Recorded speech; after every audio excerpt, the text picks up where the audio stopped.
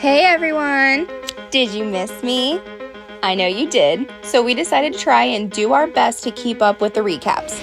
Not only does it allow our players the opportunity to be reminded of what they did last session, but it allows us to continue hyping you up about our new YouTube channel, Dice Towers After Hours, and our upcoming Homebrew campaign, Gods, Guilds, and Hollows. If you weren't here for our last recap, I'll fill you in a bit on what we're planning to throw at our players before we get to the juicy bits from last session. Gods, Guilds, and Hollows is going to be a wondrously twisted amalgamation of the wholesome elements of Delicious in Dungeon, the Guild Pack lore from Ravnica, and the fear/horror elements from Made in Abyss. Taking inspiration from the 20,000 meter deep abyss from Made in Abyss, Hollowspire wraps around a 1,000 meter wide chasm that stretches into the netherworld, far beyond what any humanoid, warforged, or plasmoid can fathom. Again, taking inspiration from Made in Abyss, but also adding in Ravnica, the Whistle and Guild system for Dungeon Delvers offers a chance to move up the ranks within the guild. The more one delves into the chasm of Celestials, the more clout and opportunities there are within each guild, but this also comes with a heavy price. The infamous Curse of the Abyss is still an ever-present hindrance, taking its pound of flesh as payment with every delve in some form or fashion. The story will focus around our 10 players completing missions towards restoring the magic of the guild pack, leveling themselves in the process.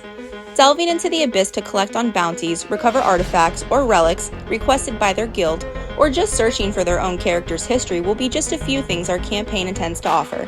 The sheer magnitude of the size of Hollowspire alone will be daunting. Add in the fear and terror of each level beyond the constantly traversed levels 1 through 5, and we have the means to create some seriously twisted levels. Not to mention the customization of the curse, which will be dependent upon what our players chose to build. No one knows what lies beyond level 10, which will contain the breach or the absolute barrier to the bottom of the chasm, and return to the surface beyond this level is strictly labeled as the point of no return for delvers. Death would be considered a gift should you manage to come back from beyond this point, lest you be turned into a hollow, losing all of your humanity, or worse, bear the brunt of the curse and be turned into a collection of flesh that barely resembles the creature you once were. The only insight to what lies beyond the breach are balloons that have made their way to the upper levels, which contain notes from delvers who don't dare attempt to turn back, or those who have chosen to take up residence among the Narahate. What could the Abyss hold for restoring the guild pack to Hollowspire? Will the politics of the guilds interfere with what our players need to do? Or, better yet, what kinds of characters have our players built given the expanse of the world? Honestly, they're pretty awesome, I'm not gonna lie.